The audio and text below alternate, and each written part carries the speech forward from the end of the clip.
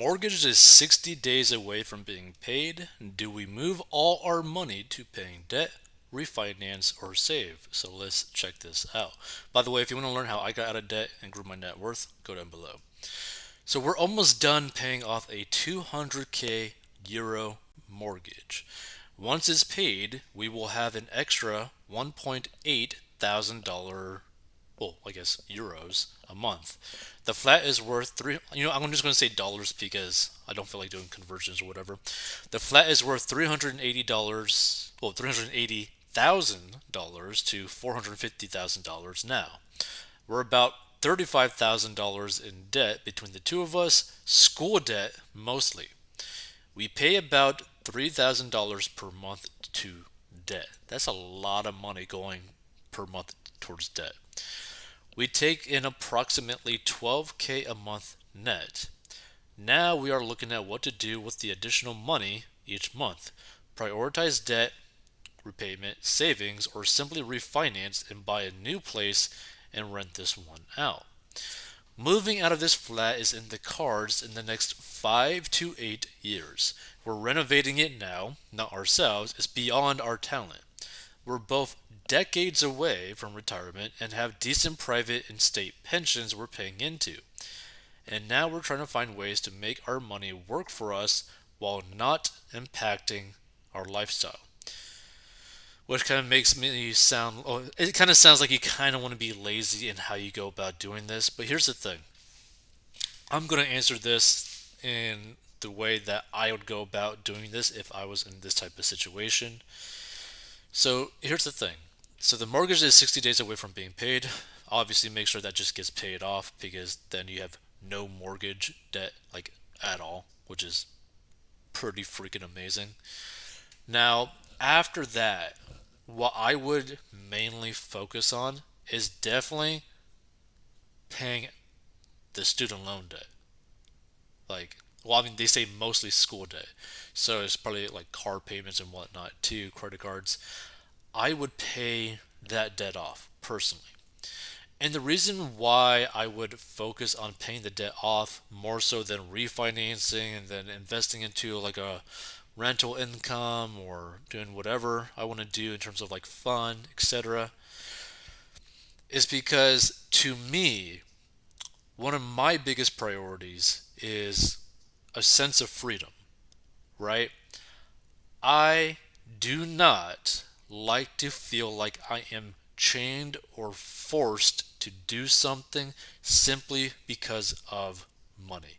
So, what I mean by that, I would always lean personally more towards paying off debt, even though it doesn't necessarily make financial sense to do it, because you could just invest your money and basically make a difference in return. So like let's say that your debt has like a interest rate payment of like 2%. Technically speaking, if you put that money into SPY, basically as like an example, you'd average about 10 to 12% per year, meaning that you'd have basically like a difference of like 8 to 10% per year in terms of like profit or like a return. That being said, I don't like to spend any mental energy stressing about debt, right? I like to wake up and be like, you know what? I don't got to worry about bills. Why? Because I am not forced to pay bills all the time because I don't have the debt. Like to me, like I don't like that anxiety on me personally. I hate debt. I hate having to deal with that. So I'm debt free. I have zero debt, right? Now the only debt that I would be kind of like okay with like getting into would be mortgage, but with these people, they're about to basically pay off their mortgage, but they still have a bunch of debt, right? They still have about $35,000 in debt, right? To me, I'd pay that off. Then, like, I wouldn't even necessarily be too worried about necessarily retirement, but I would still have like my own like brokerage accounts so that I have complete control over it too. Because even though they say that they are going to both get pretty good pensions, meaning that in terms of like retirement money coming in, they're probably going to be financially okay. but I still like the freedom of choice, right? I like the freedom of choice of potentially working a place wherever that might be for money, whatever that thing pays, because debt free. I'm okay with like basically, oh, like maybe I want to spend more money in retirement. Maybe I want to buy awesome stuff like supercars, luxury cars, maybe another rental income house or whatever in retirement. Maybe I want to go travel in retirement. But if I'm forced to deal with only the pension money, that limits you. So that's just the way that I view this. Is like, what gives me the most options available to me in my favor, right? Without me feeling like I'm chained or forced to do something specific just because I have the debt. So that's how I'd go about it. Let's check out some of these comments. Let's see. Congrats. If I were in your position, I'd 1. First fund a 3 to 6 month emergency fund. 2. Then make sure I'm investing a large enough percentage of my income for retirement to retire comfortably. Maybe that's 20, 25% or something else. Well, I mean, you gotta keep in mind, they got the pensions.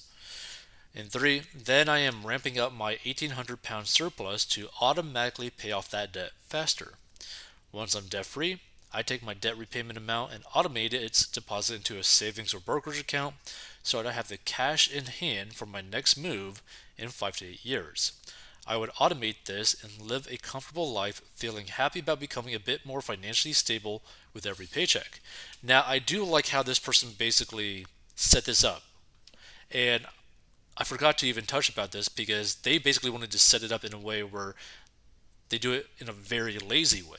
So automating basically almost all of this is a pretty good idea, right? Which you could do. You could automatically invest your money. You could automatically make higher payments to where you never even have to even think about it. Like you maybe spend maybe 2 hours one day, and then basically for the rest of your life, you're pretty much never thinking about your finances, which is pretty crazy when you think about it. Let's see. Thank you for your input. We do have a 3 month emergency saving, but you're right that 6 months makes more sense.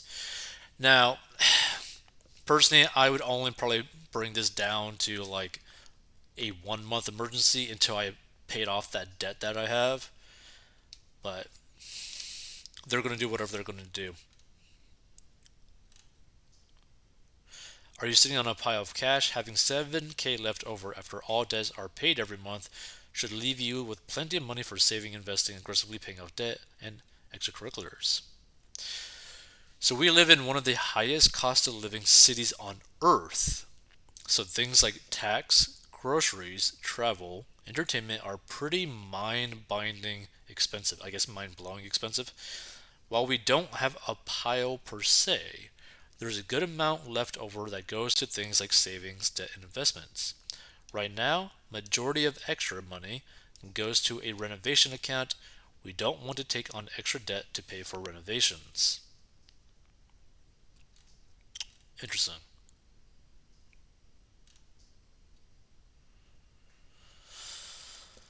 Guessing you're in the UK, so make sure the banks you have it in pay interest. Barclays has a 5% rainy day saver. Dear Lord. Chase, a 3% one, and lots of others. Make sure all your money is in easy access making money, and as long as it's higher than your quid's in. I'm with Barclays. I'm a fan of them already. Have been thinking of opening up another account with a different bank, but that's another post and long into the future for me. Interesting.